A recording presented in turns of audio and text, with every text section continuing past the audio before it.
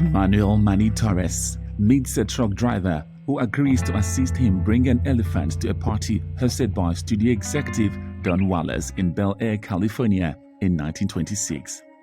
Manny pays the driver to carry the elephant despite being told that he is hauling a horse.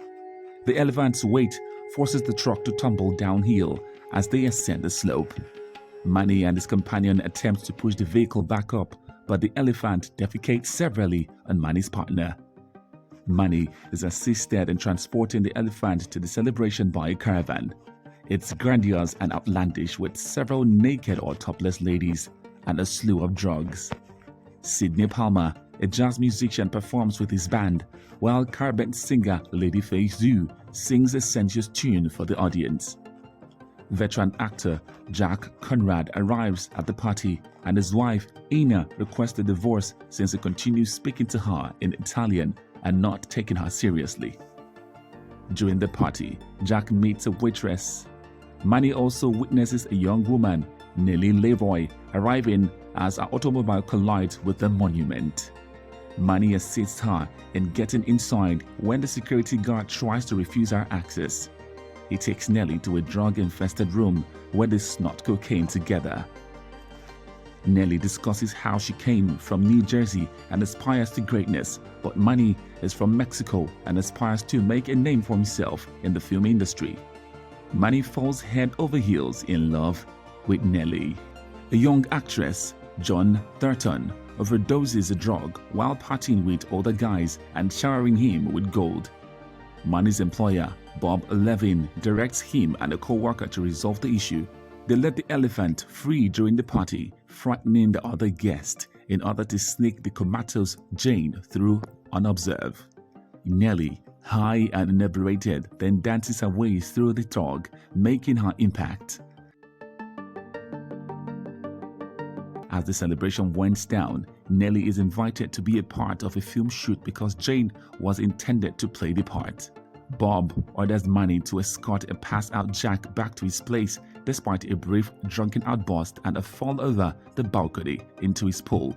Jack is okay and asks Manny to stay with him. Later that day, Jack heads out to work on a Crusader epic film. Manny is sent in to deal with the extras, who pursue him until he pulls a revolver and rides a horse to scare them away. The horses smash all the cameras, and the director has to catch his final picture before the sun goes down. Manny drives to the camera store and waits over an hour for the final camera available. Manny steals an ambulance and returns to the scene in time for the filmmakers to catch a sweeping picture of Jack kissing the leading woman, complete with a butterfly falling on him for added flair. The crew applauds. Bravo, you seen my movie? I love you, yes! Nellie arrives on set and meets the director, Rod Adler, and assistant director, Max. Oliva had hoped for the other actress with the teeth, but she settles with Nellie. She's slated to appear in a silent Western film in which she enters a salon and does a vulgar act. Constance Moore, the film's principal actress, comes and is overshadowed by Nellie, who impresses both Rhodes and a visiting Wallace with her performance. A nearby set fire threatens to wreck the production, but Rhodes demands that the cameras continue to film.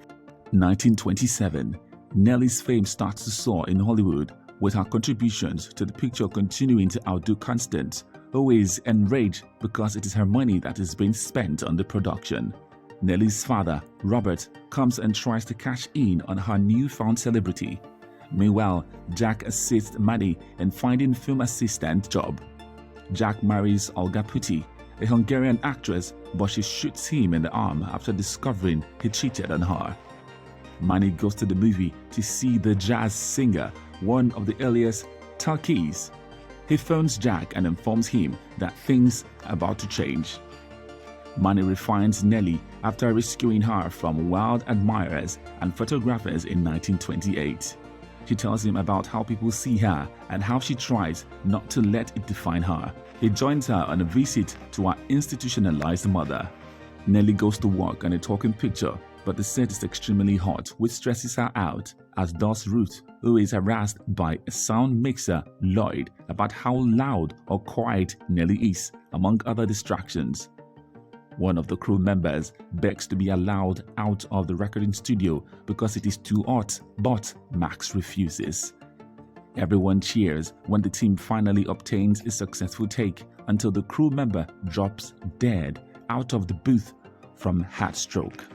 Manny attends another party where Jack and his third wife Estelle arrive. Sydney and his band are performing, and Faye is also present. Nelly arrives on the back of a football team and takes advantage of the chance to kiss Jack in front of Estelle. Faye performs a sensuous dance with Nelly, which is broken by an intoxicated partygoer rushing past them. Nelly overhears two guys discussing how she has no ability and has the voice of a dying pig as she goes to the restroom to clean up, which hurts her deeply. She then goes outside and sees her father discussing snake battling with another woman. Nelly summons everyone and asks whether anyone wants to witness Robert battle a snake, to which the audience cheers. Jack, Nelly, Manny, Faye, Robert, and other visitors take a trip into the desert where Nelly sees a rattlesnake and instructs Robert to attack it. Robert gets into a combat but stands before collapsing. Despite everyone else concerned, Nelly decides to battle the snake herself. Nelly snatches the snake, which bites her on the neck. Faye gets a knife and decapitates the snake before taking the venom out of Nelly's neck as she frantically runs out and the others fail to aid her. When Nelly regains consciousness, she kisses Faye passionately. Manny later suggests Sydney for a position at Kinoscope Studios, but is impressed with Manny's work and offers him a position as an executive. But he tells Manny that he needs to do something about Nelly, whose reputation is deteriorating due to her constant partying and gambling, as well as her alleged relationship with Faye, which causes Faye to be fired because Hollywood is becoming more patriarchal. Nelly overhears Manny's presentation to the high-ups about repairing her reputation, and he arranges for her to meet gossip columnist Eleanor St. John to do so. Sydney begins working at Kinoscope Studios as backlit film gain popularity. When Manny proposes her wear blackface makeup, he feels agitated and uneasy. He walks out from the studio and never returns. Jack discovers that his close friend George Moon murdered a lady with whom he was having an affair before committing himself. Jack is upset and disagrees with Estelle when she refers to his work as low art. 1930. Hollywood has completed the shift to Turkin Pictures. Manny and Eleanor have worked tirelessly to improve Nelly's image. She's taken to a party with other snobbish upper-class socialites and film professionals, and she seeks to present a more posh and sophisticated image. Nelly, on the other hand, can no longer disguise her contempt from her other guests and embark on a vulgar rant before pigging out on the food and storming off. She walks back in seconds later, projectile vomiting over the carpeting, and the host faced. 1932. Jack's career is on a slide. He continues to work for Kinoscope on low-budget films, but when he goes to a theater, he finds an audience laughing at his latest performance. Jack also sees a piece publicized by Eleanor after she interviewed him about his declining popularity, and he confronts her.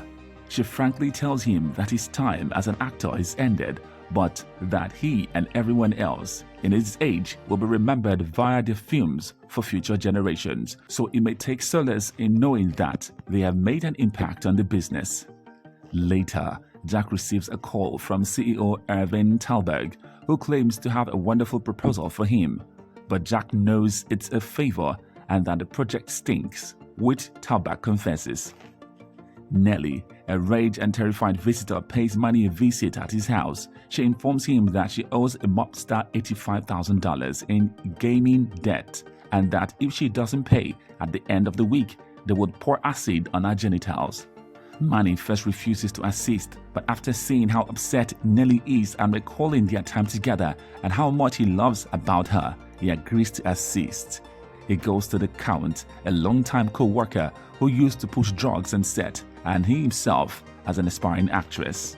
Manny and the Count take the bag of money to the residence of criminal James Mackay. Mackay invites the two, along with this thug Wilson, to a subterranean area where he is performing horrible sex act. When McKay departs to get the drink, the count reveals that the bag is full of fake money, making Manny very nervous. McKay leads them to their primary attraction, a thug who feeds live rats. When McKay begins to throw the fox money at the man, he notices a drop of water on it and recognizes it's a forgery. Manny takes a mace and slashes Wilson's neck while the other guys pursue them. Manny frees a caged alligator and runs with the count, narrowly avoiding gunshots. Manny approaches Nellie and persuades her to accompany him in fleeing to Mexico. They collect her belongings and head to the petrol station with the count. Nellie enters into a party and starts dancing as Manny starts pounding. When Manny insists that they leave immediately, Nellie sobs over all the grief she has caused Manny, especially when he tells her how much he loves her. They decide to marry and start a new life in Mexico. A photographer nearby captures Manny and Nellie dancing as they have their first kiss. Jack is out with his new girlfriend at a party. He sees Faye one more time before she departs for Europe to work at Pathos Studios. They say their goodbyes and Faye glances back at Jack with sadness. Jack then walks silently up his hotel room, takes a gun and shoots himself in the head. Manny leaves Nellie in the car to wait for him at the count's place, but she believes she is no good for Manny and dances away into the darkness. One of McKay's men arrive and murders the count and his roommate. Manny pleads for his life, wetting himself in the process, but the thug tells Manny to leave Los Angeles. Manny gets in his car and books the trip. A quick montage shows people attending Jack's funeral, as well as newspaper stories announcing Eleanor's death at the age of 76 and Nellie's death in a hotel room at the age of 34. Manny returns to Los Angeles with his wife and kids in 1952. He comes to a halt at Kinescope Studio and speaks with a security officer claiming to have a profitable business in New York. Manny goes to the movies to see Singing in the Rain as the wife and daughter return to the hotel. He sees numerous parallels between the film and his time with Nellie, which makes him cry since he misses her. Another montage depicts the progression of cinema from the silent era to more recent blockbusters such as Terminator, The Matrix, and Avatar. Manny smiles through his emotions as he realizes he has realized his ambition of making his imprint on the profession.